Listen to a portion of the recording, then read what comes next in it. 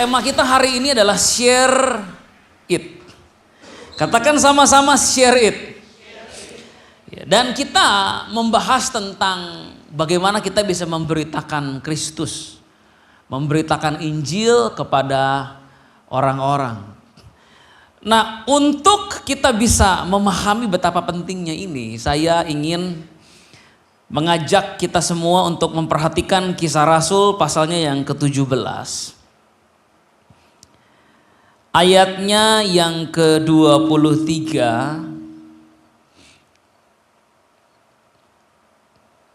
sampai 27. Kisah Rasul 17 ayat 23 sampai 27.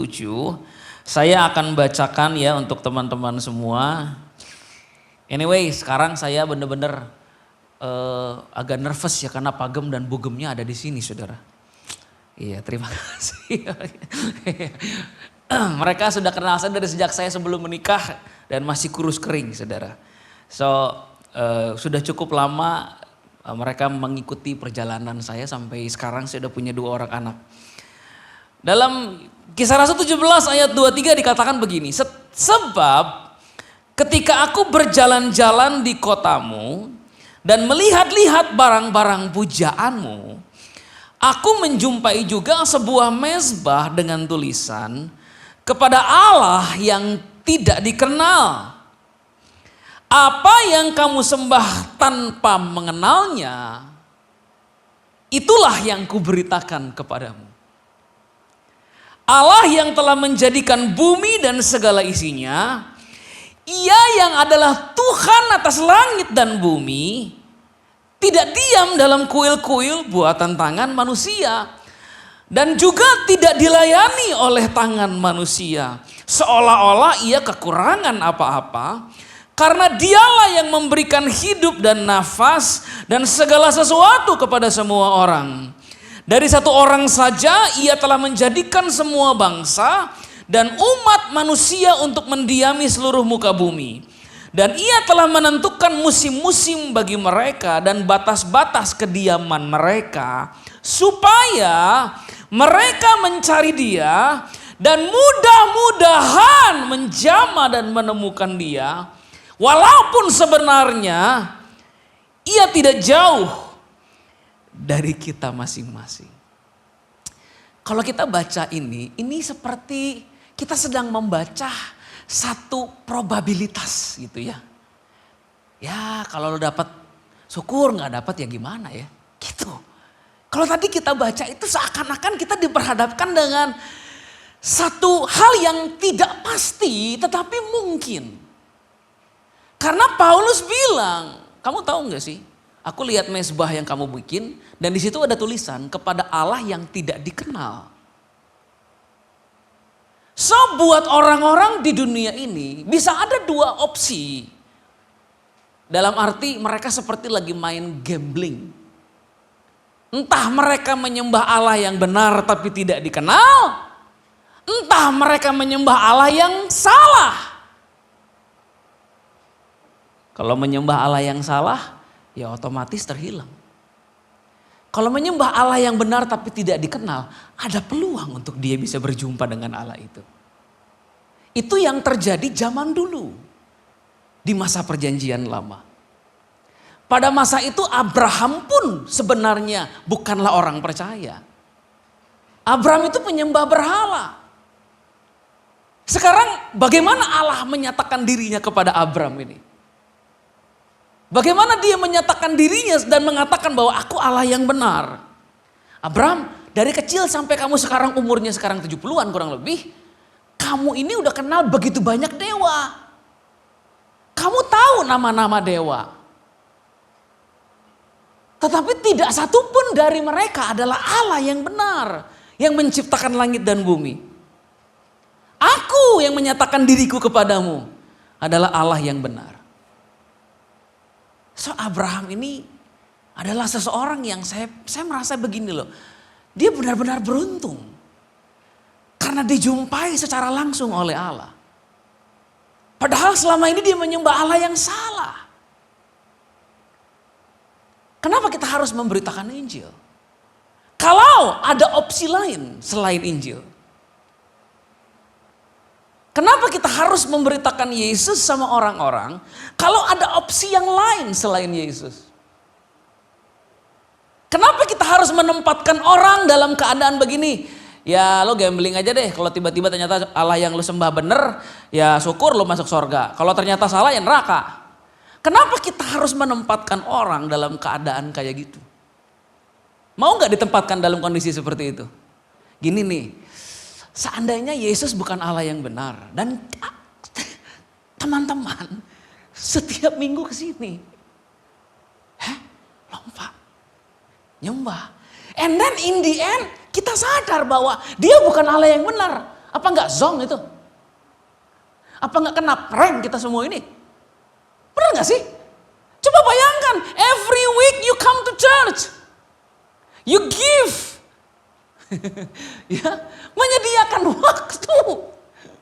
Dan tiba-tiba di akhir dari segalanya, ternyata Yesus bukan Allah yang benar. Apa gak kena prank kita semua ini? Apa gak zong kita ini? Apa kita gak akan di neraka lalu pada akhirnya hidup dengan penyesalan? Karena gak pernah berjumpa dengan Allah yang benar. Makanya Paulus bilang, mudah-mudahan mereka menemukan dia. Itu perjanjian lama. Di perjanjian baru, Tuhan gak pakai sembunyi-sembunyian dan tidak lagi pakai bayangan-bayangan. Kalau kamu mau menyembah Tuhan yang benar, kamu akan temukan namanya Yesus. Gak ribet, gak kayak zaman dulu. Ya, bener? Zaman dulu ribet.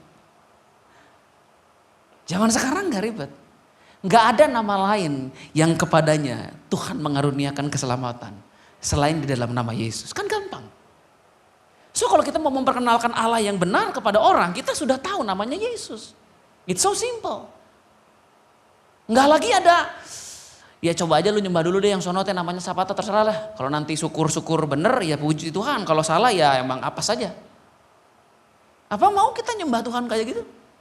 Pasti kan gak mau.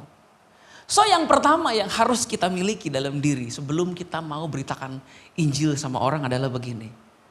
Kita harus lebih dahulu berjumpa dengan Allah yang benar itu. Kita harus jadi pribadi yang, you know, I found him.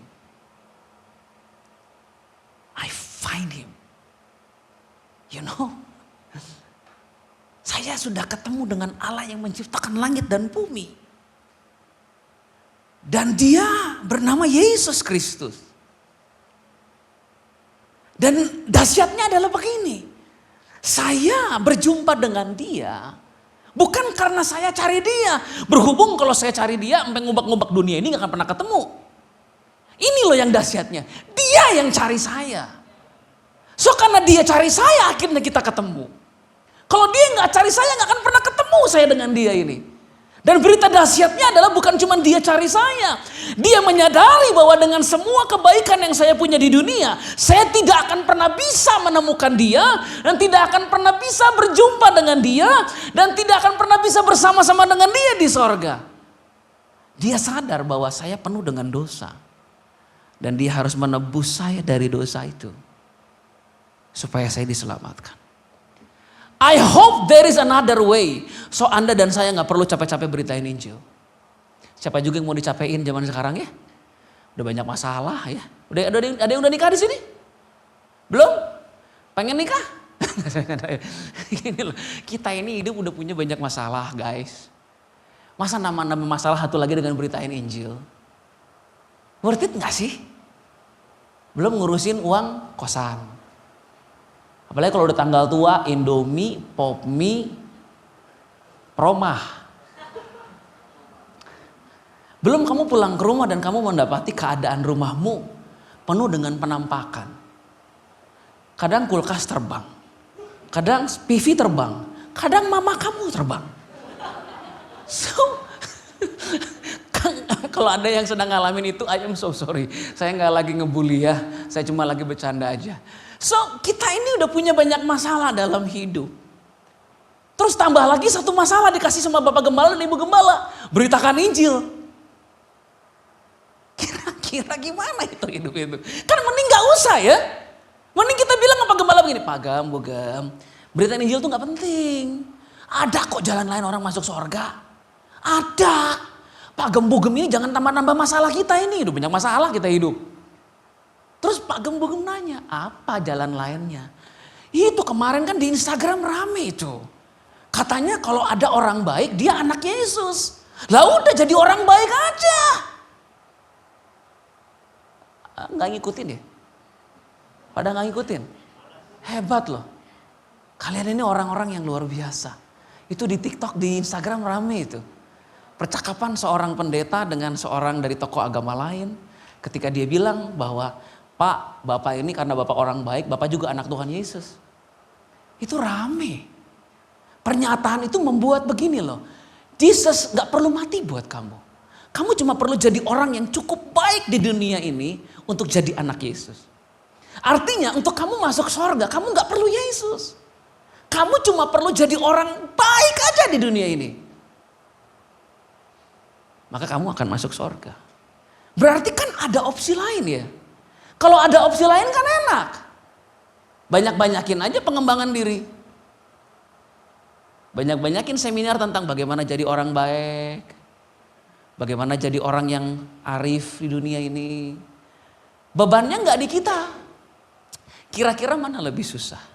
Mengatakan kepada orang, lu kalau mati masuk neraka lo. Karena lu gak punya Yesus.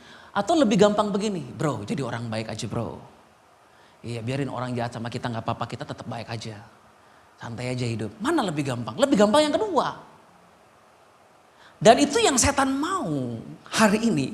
Untuk membuat kita pada akhirnya tidak lagi memiliki urgensi untuk memberitakan Kristus. Teman-teman, saya mau katakan hari ini kalau ada di antara kalian yang merasa dengan menjadi orang baik saja kalian bisa masuk surga.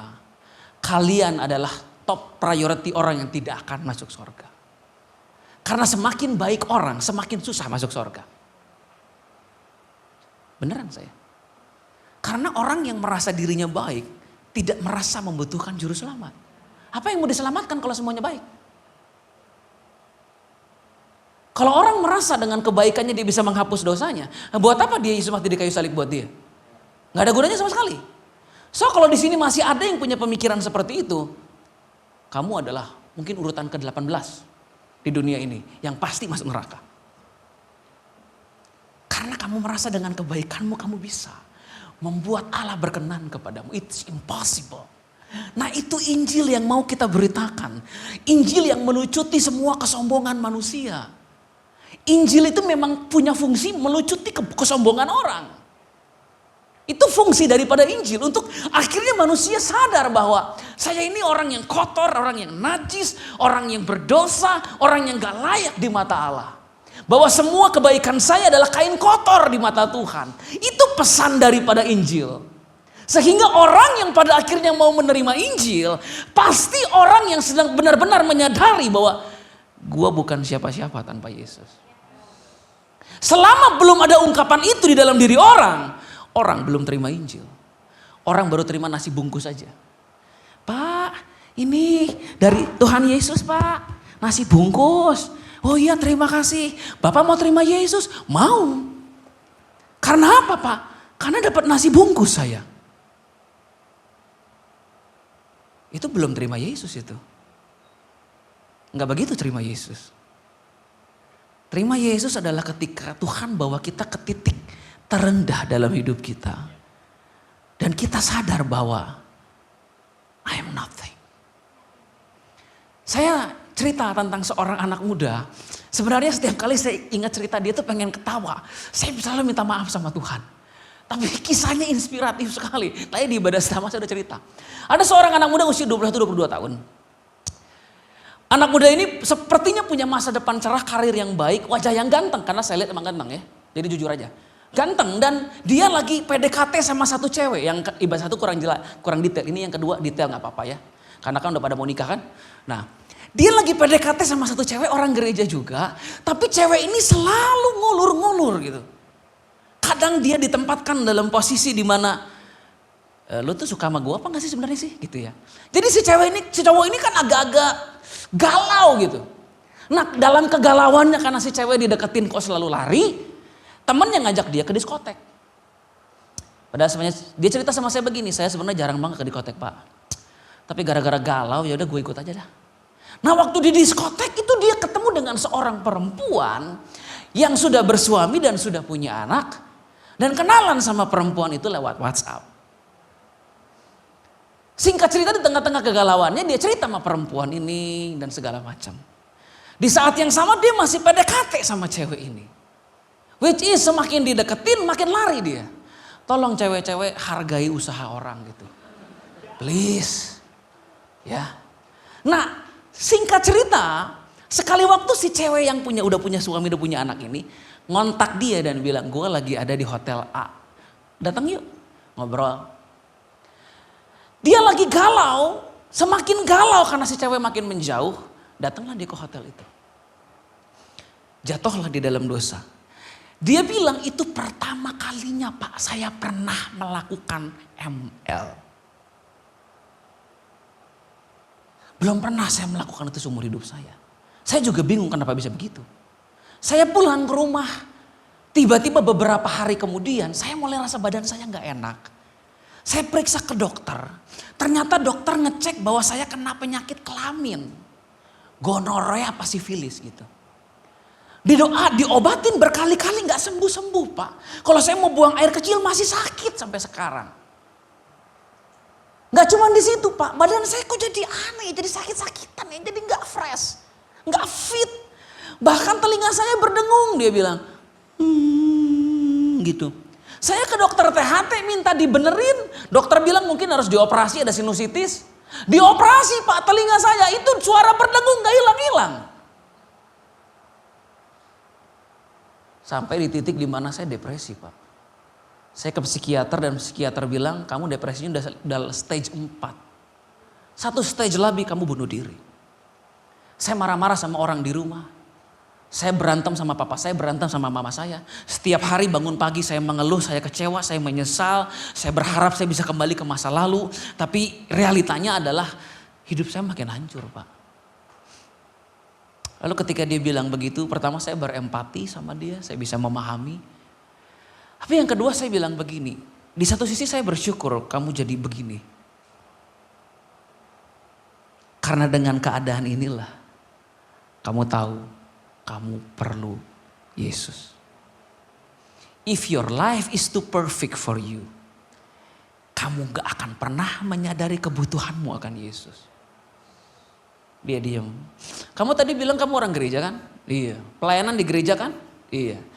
Main teater di gereja? Iya. Udah pernah ketemu Yesus gak secara pribadi? Saya bilang. Diam. Alkitabnya dibaca gak? Doa? Sering? Rutin? Hubungan sama Tuhan? Diam. Saya nanya lagi lebih spesifik. Pernah tidak seumur hidupmu sampai sekarang kamu mengucapkan pernyataan ini? Tuhan Yesus, aku orang berdosa. Aku tidak layak di hadapan Tuhan.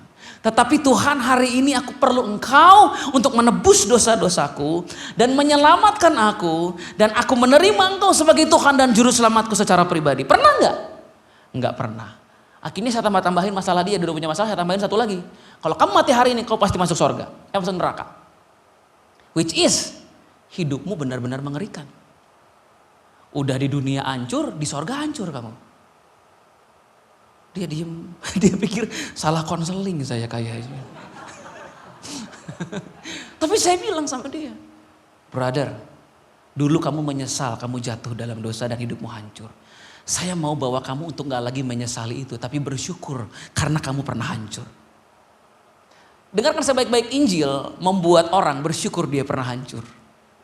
Karena kehancurannya membuat orang itu menyadari kebutuhannya akan juru selamat.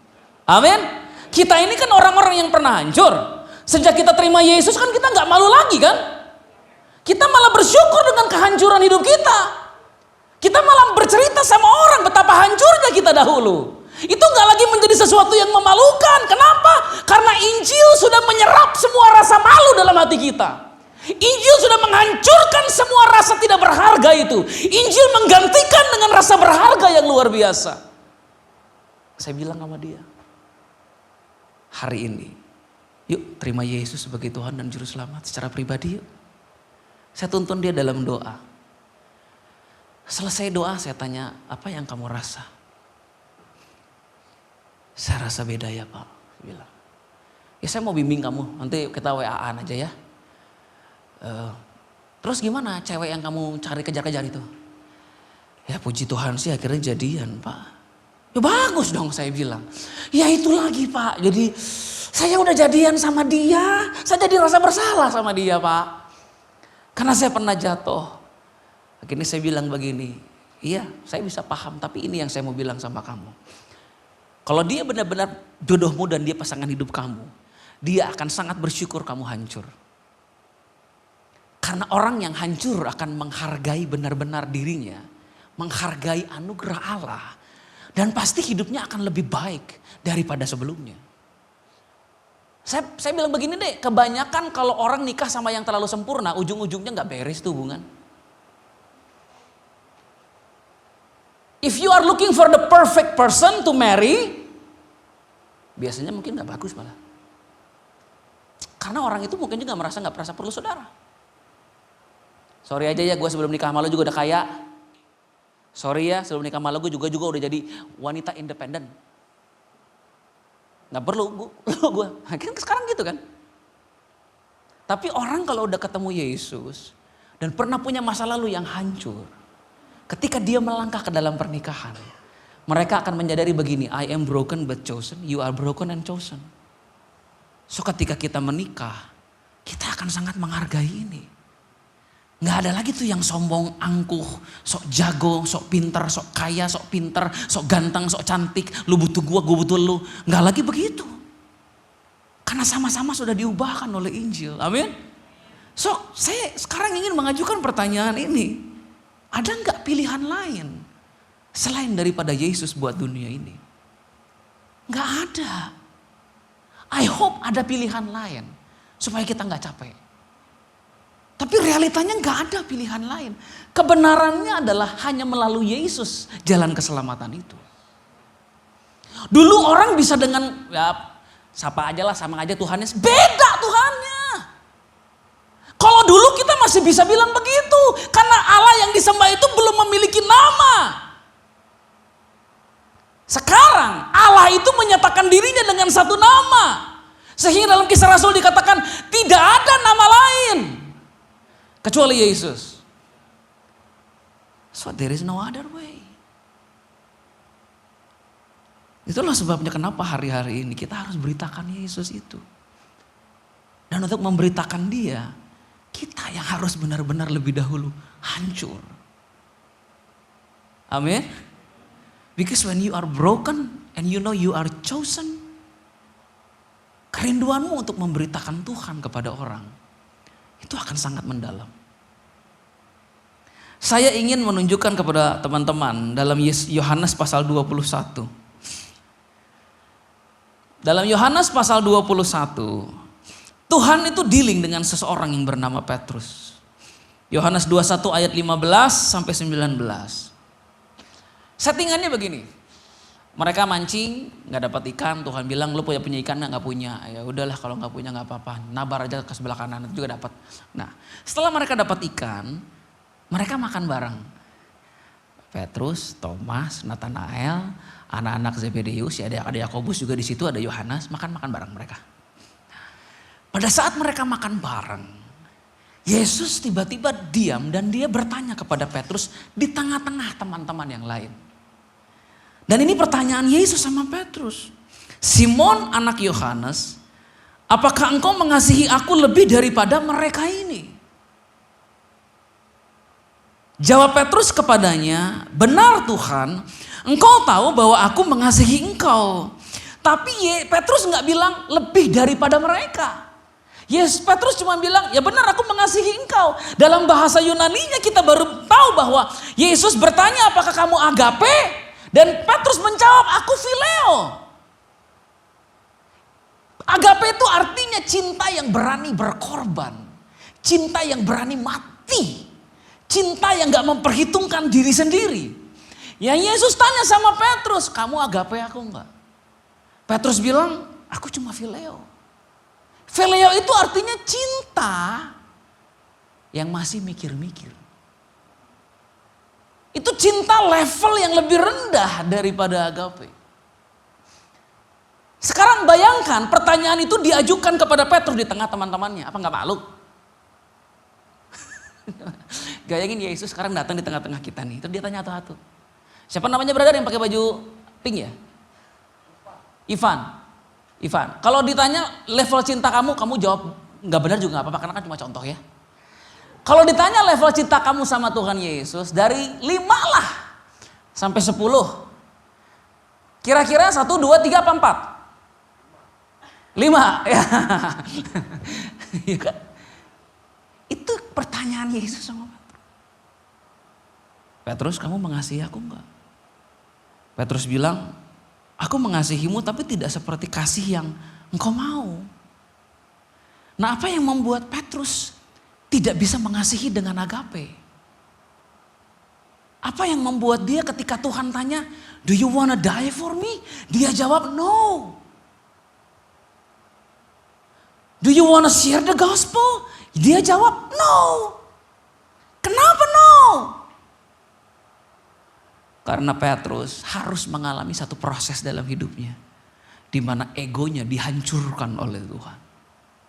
Saudara tahu bahwa ketika Yesus mati, Petrus juga mati.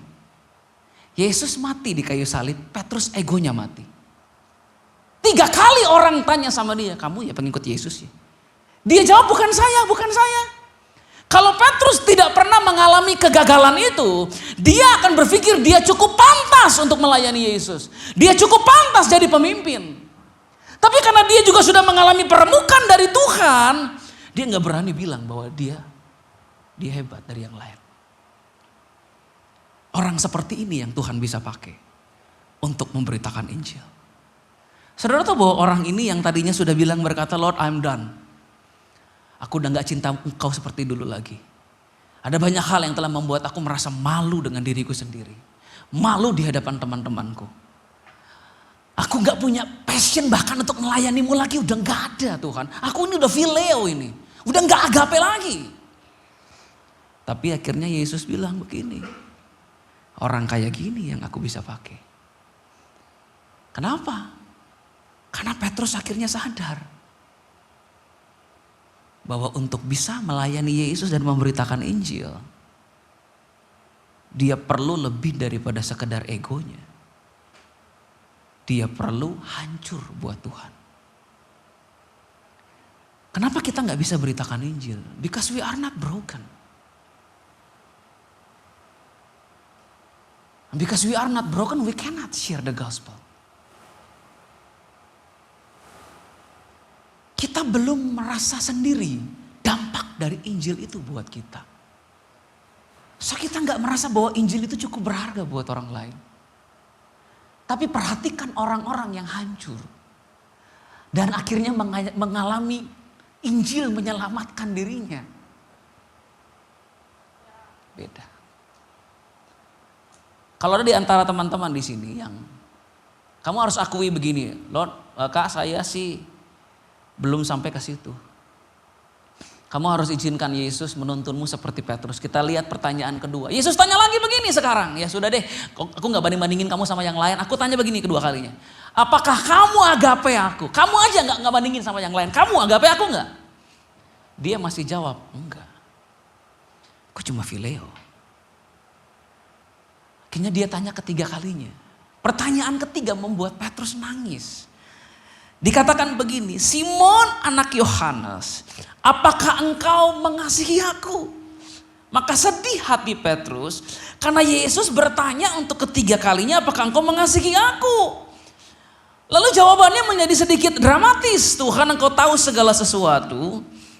Engkau tahu bahwa aku cuma phileo. Nah pertanyaan Yesus yang ketiga, dia gak lagi bertanya kamu agape aku, enggak. Dia tanya kamu phileo aku enggak. Jadi Yesus tuh pertama nanya, kamu agape enggak? Berani berkorban enggak buat aku? Berani mati enggak buat aku? Berani menyerahkan seluruhnya enggak buat aku? Enggak. Kamu agape aku nggak? Aku tanya lagi sekali lagi nih. Berani nggak mengorbankan hidupmu buat aku, masa depanmu buat aku, mimpimu buat aku, hidup buat kehendakku? Enggak. Akhirnya pertanyaan ketiga dia tanya begini. Ya sudah, kau maunya apa, bisanya apa? Nangis dong Petrus. Maksudnya Tuhannya berani menurunkan standar buat dia. Karena sesuatu yang gak disadari Petrus adalah begini. Yesus itu melihat masa depan. Dan dalam tempo 50 hari. Katakan 50 hari. Orang ini akan berkhotbah. Dan 3.000 orang bertobat. So Yesus bilang sama Petrus begini. Aku gak peduli kondisimu yang sekarang Petrus. Tapi kalau kamu mau menggembalakan domba-dombaku. Aku akan pastikan kamu yang fileo itu kembali agape. Kamu gak akan bisa ke situ. Kamu mau upaya ke situ juga gak bisa.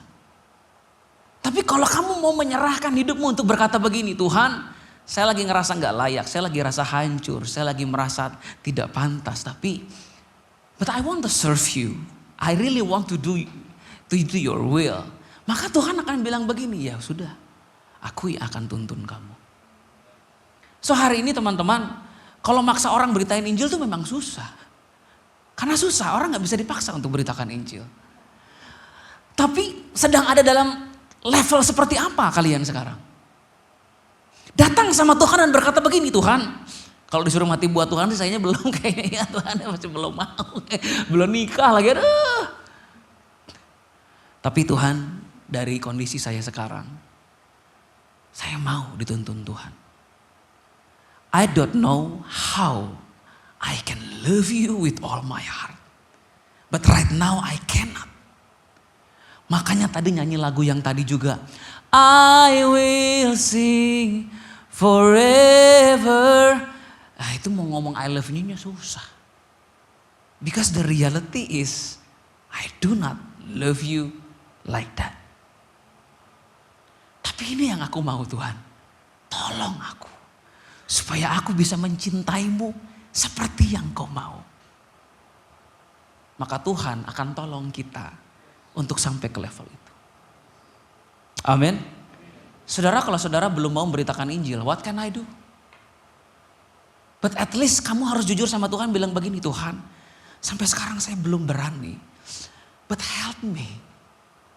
Help me to do your will. Tuhan, sampai sekarang ini saya ini masih belum benar-benar bisa menyerahkan mimpi dan harapan masa depan saya sama Tuhan. But I want to. So help me so I can do it. Tuhan yang akan tuntun kita ke arah situ. Amin. Saya percaya gereja ini akan mengalami satu kebangunan rohani yang besar. Karena misi itu selalu lahir dari kebangunan rohani. Gak pernah sebaliknya. Misi gak pernah bisa men-trigger kebangunan rohani. Gak bisa. Tapi ketika ada kebangunan rohani, misi akan lahir dengan sendirinya.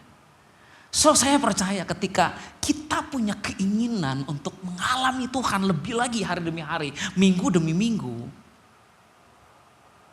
kegerakan misi itu akan dengan sangat dahsyat lahir di tempat ini. Amin. Amin.